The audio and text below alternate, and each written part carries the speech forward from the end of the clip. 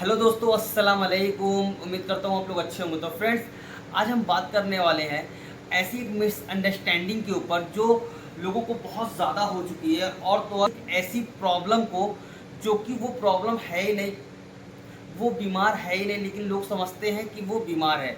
तो आज मैं आपको बताऊंगा कि कहाँ तक ये बात सही है, कौन सी बात गलत है, और मैं लास्ट में आपको ये बताऊंगा कि कौन सी ऐसी प्रॉब्लम है इसमें जो रियल है, जो सही है, जिससे लोगों को परेशानी हो सकती है। तो वीडियो बहुत ही इंटरेस्टिंग होने वाली है। वीडियो को लास्ट तक ज़रूर देखिएगा, वीडियो को स्किप मत करिएगा।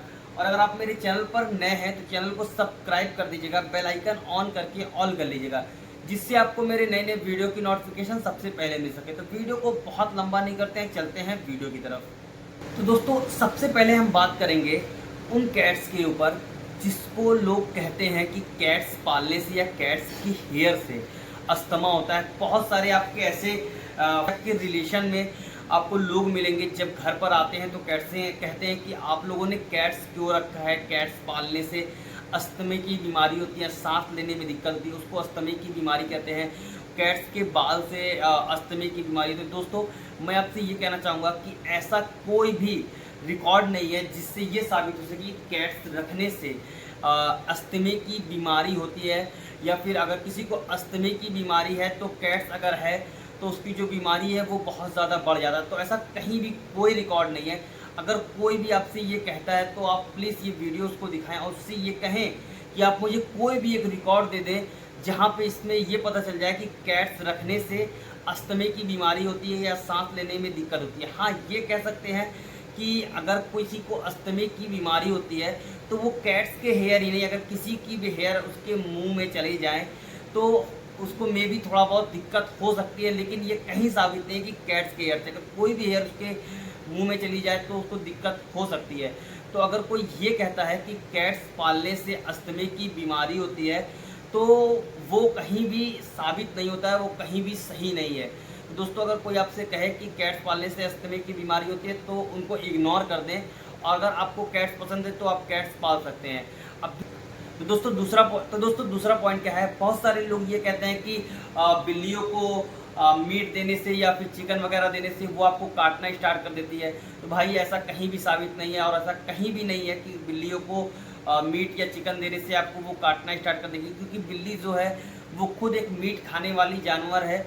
वो मीट ही उनकी देखा जाए तो एक नीड होती है, उसकी खुराक होती है। अगर आप अपने कैट्स को मीट दें या चिकन दें या फिर ड्राई फ्रूट दें तो वो आपको कहीं भी काटेगी नहीं। हाँ, कभी कभी ऐसा होता है कि जब वो आपके साथ खेलती है या फिर आप उसको कॉम्ब करते हैं या उसको आप नहलाते हैं, तो होता क्या है, जब उसको आप नहलाते हैं तो कभी कभी होता क्या है, जब उसको आप कॉम्ब करते हैं तो जब वो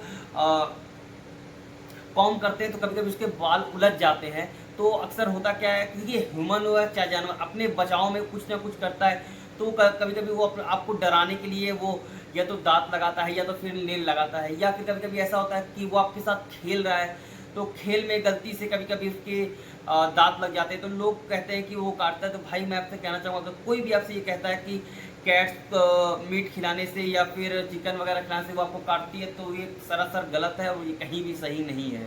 तो और बहुत बार आप देखते होंगे जो किटन्स होती हैं 3 से 4 महीने के अंदर की जो किटन्स होती हैं, अक्सर जो छोटे छोटे किटन्स होते हैं वो अक्सर देखते हैं जब आपके साथ खेलते हैं तो उंगलियों के साथ खेलते हैं। कभी कभी आप देखते हैं पैर फैलाते हैं तो पैर को भी टॉय समझ के वो खेलते हैं। तो इससे भी होता है कि कभी कभी खेल में दांत लग जाता है तो लोग सोचते हैं कि मीट खिलाने से वो दांत काट रही, तो ऐसा कहीं भी नहीं है। चाहे वो किटन हो गई, चाहे वो एडल्ट कैट हो गई, वो आपको कभी भी मीट खिलाने से नहीं काटती है। ठीक है, तो अगर कोई आपसे ये कहता है तो उसको आप इग्नोर करें और अपने कैट्स के ऊपर ध्यान दें और उसको मीट खिलाएं, कोई इशू नहीं है। अब जो तीसरा पॉइंट है, बहुत सारे लोग ये कहते हैं कि कैट्स के दांत लगने से या स्क्रैच करने से रेबीज़ की बीमारी होती है। बहुत सारे लोग कहते हैं और मेरे पास बहुत सारे ऐसे कमेंट्स भी आते हैं। तो मैं आपसे कहूँगा कि जो हमारी इंडोर कैट्स होती हैं उनको रेबीज़ होने का चांसेस तो 99% ना ही होता है, क्योंकि वो ऑलरेडी एक घर के अंदर ही रहती हैं और ही है। और तो और आप अपने कैट्स को हमेशा रेबीज़ का वैक्सीनेशन शेड्यूल वाइज लगवाते हैं, और तो और कि बहुत सारे ऐसे जो मेडिकेटेड हैं वो आप कंप्लीट करते हैं, और वो घर के अंदर रहती है तो उसको रेबीज़ होने की कोई भी प्रॉब्लम नहीं होती है, कोई चांसेस नहीं है रेबीज़ होने की। अगर वो आपको बाइट भी करती है तो आपको कोई भी रेबीज़ नहीं होगा। तो दोस्तों जो चौथा पॉइंट है, बहुत सारे ऐसे लोग हैं जो जब फर्स्ट टाइम कैट्स रखते हैं तो अक्सर जब कैट्स बहुत ज़्यादा खेलने के बाद वो आकर के बगल में रिलैक्स करती है या बैठती है तो अक्सर उसके अंदर से एक आवाज़ आती है, जैसे कि घरघराहट की या फिर फ़ैन चलने की। तो बहुत सारे लोग डर जाते हैं और वो बहुत सारे लोग डॉक्टर तक के पास चले जाते हैं। तो वो प्रॉब्लम सोचते हैं कि आखिर क्या हुआ है, कहीं ऐसा तो नहीं ना कोई इसको चेस्ट में इन्फेक्शन हो गया है या कोई और बात है। दोस्तों मैं आपसे कहना चाहूँगा कि ऐसा कुछ भी नहीं है, ऐसा कुछ भी नहीं है, क्योंकि जब कैट्स बहुत ज़्यादा थक जाती है खेलने के बाद तो क्या करती है, वो जब रिलैक्स करती है तो उसके अंदर से एक आवाज़ आती है जिससे आपको डरने की कोई बात नहीं है और उसको कोई भी प्रॉब्लम नहीं है, कोई भी चेस्ट की प्रॉब्लम नहीं है। अब पाँचवा पॉइंट है फंगल इन्फेक्शन। बहुत सारे लोग ये कहते हैं कि कैट्स के फंगल इन्फेक्शन से ह्यूमन में जो फंगल इन्फेक्शन है वो ट्रांसफ़र होता है। तो मैं आपसे कहना चाहूँगा भाई ये सही है, बहुत हद तक ये सही है कि अगर किसी कैट्स को फंगल इन्फेक्शन हुआ हो तो आपको भी फंगल इन्फेक्शन होने के चांसेस होते हैं। लेकिन ऐसा नहीं है कि बहुत तेज़ी से होते हैं ह्यूमन को वो फंगल इन्फेक्शन, लेकिन ऐसा भी नहीं कि फंगल इन्फेक्शन ह्यूमन को बहुत तेज़ी से होने स्टार्ट हो जाता है। तो दोस्तों अगर किसी कैट को फंगल इन्फेक्शन है तो उसके बहुत सारे ऐसे ट्रीटमेंट होते हैं, बहुत सारे ऐसे लोशन आते हैं, बहुत सारे ऐसे स्प्रे आते हैं, स्पॉट ऑन आते हैं। अगर किसी भी कैट्स को फंगल इन्फेक्शन है तो आप उसको लगा सकते हैं, जिससे उसका जो फंगल इन्फेक्शन है वो ख़त्म हो जाएगा। 21 से 28 दिन के बीच में फंगल इन्फेक्शन ख़त्म हो जाता है, ठीक है।